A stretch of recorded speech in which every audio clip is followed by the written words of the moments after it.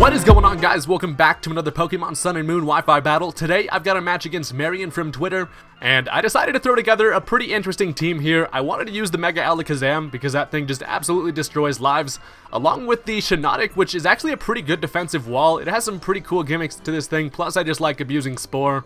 I also brought back the Anchorman, the Assault Vest Delmise, which is actually pretty damn good, along with the Choice Band Bruxish, just to see if I could get this thing to do something. It's ugly as hell, but honestly it's pretty damn decent with its priority and all that fun stuff. So, looking at my opponent's team, I am afraid of the Roserade. My one answer to that is honestly just my Alakazam, so if I can work my way around that with Alakazam, that would be fantastic. She also has the Aerodactyl, which I'm expecting to be Mega, and the Kingdra is always a threat too. So, let's go ahead and just hop into this one. So, seeing as I don't have any hazard setters on this team, I just decided to lead off with my Vikavolt just to be able to get a nice little Volt switch and see what she wants to lead off with. So, she actually ends up throwing out her Frostlass, which basically tells me it's the common lead Frostlass, which is probably carrying like Taunt, Spikes, and Destiny Bond and stuff like that. So she does actually end up going for the Spikes first turn. I'm not really too worried about that because I do have the Delmise on my team, which can Rapid Spin that away for later. So I go for the Volt Switch. It is going to knock that thing down to red, but I was expecting it to probably be Focus Sash anyway, so it didn't really matter. But I'm now going to switch into my Muck here, as I know that she's probably going to expect me to go for the Shadow Sneak just to try to pick off the Frostlass. Considering I don't have any Stealth Rock up, I actually expected her to switch out here, so I decided to go for the Pursuit. She does end up switching, and Muck is going to go ahead and chase that thing down.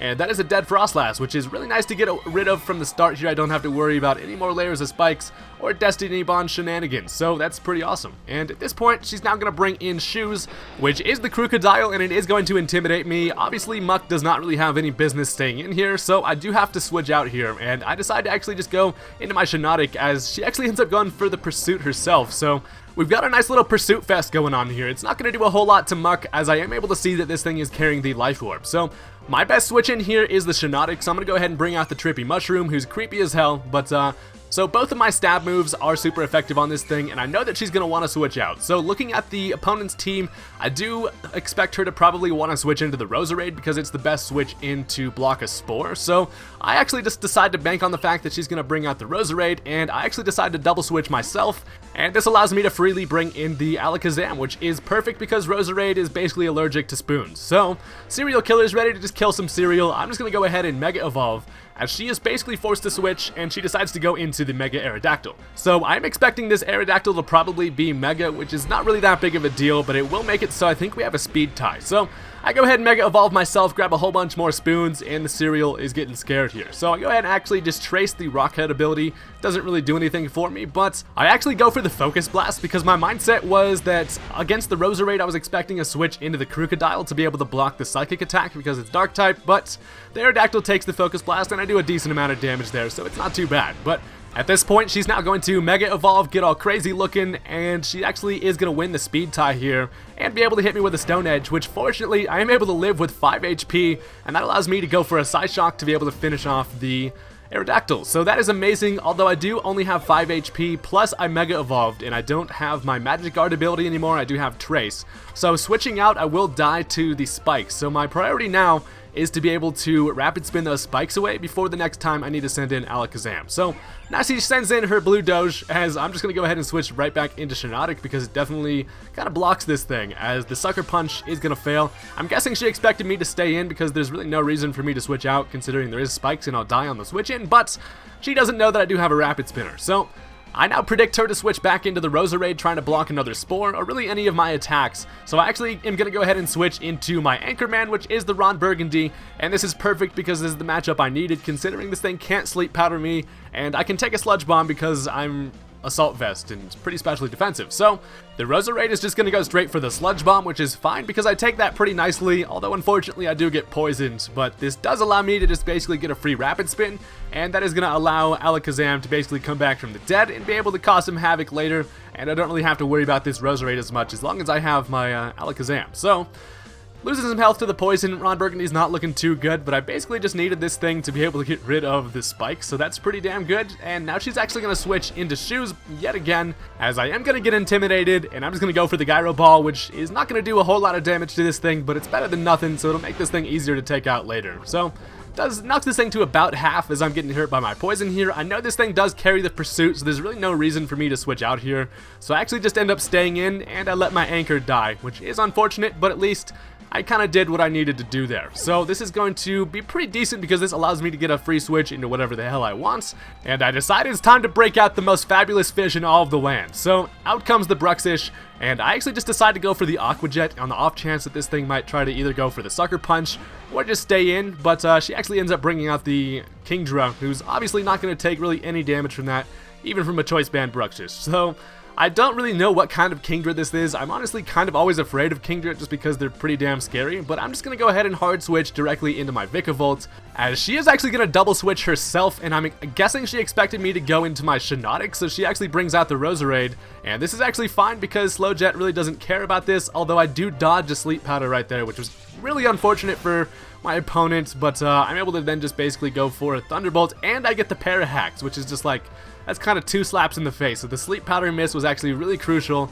Plus I get the Para, although the Para doesn't really matter because it does have natural cure. So all it has to do is really just switch out and then come back in later, as this allows her to just switch freely into the Crocodile, as I'm spexed into Thunderbolt, so I'm locked into that, and it obviously doesn't affect a ground type. I really should have gone for Bug Buzz, would have definitely been the better play, so that's a misplay on my end. Here I'm basically forced to switch out because I have nothing I can hit this thing with, so she gets a free Pursuit, which is going to do over half to me, as this allows me to bring back out the Trippin' Balls yet again. This thing basically just comes in, looks all creepy, and then just kind of is afraid of the Roserade. Honestly, as long as that Roserade is around, this Shiinotic does not have any fun. So she's actually just gonna stay in here, maybe expecting me to hard switch again as I have before, expecting the Roserade. But I actually just switched things up and stayed in this time and went directly for the Moonblast, which is gonna take care of the Crocodile, which is awesome because that thing's kind of annoying. So down goes the Crocodile. And things are looking pretty good. I was for sure afraid of that Crocodile just because of the Sucker Punch threat and all that fun stuff, but don't have to worry about that anymore, which is nice, and this is going to allow her to basically just switch into wherever she wants, so she decides to go into the Roserade, obviously because of Sludge Bomb. So I'm now actually just going to switch into my Muck. This thing hasn't really done a whole lot this match, and I figure if she just goes for the Sludge Bomb, that's honestly completely fine, so I bring out Muck here as she does actually go for the Sludge Bomb. I was afraid of her predicting the switch and going for the Sleep Powder, but it's actually perfect because she is going to knock herself down with the Life Orb, and then a Shadow Sneak will be able to take this thing out, so I don't have to worry about being put to sleep, and a Shadow Sneak is going to take care of the Roserade, which is pretty damn awesome. So down goes Evan Rachel. Don't know what the nickname reference was there, but cool. As Plato's over here just kind of just being a nice little blob of goo, just doing what he does best. So out comes the Lycanroc yet again, looking all blue and stuff. I actually really like shiny Lycanroc. That thing's pretty badass. But she has 2 Pokemon left, and I'm actually just going to go ahead and switch here. Just go right back into Shiinotic.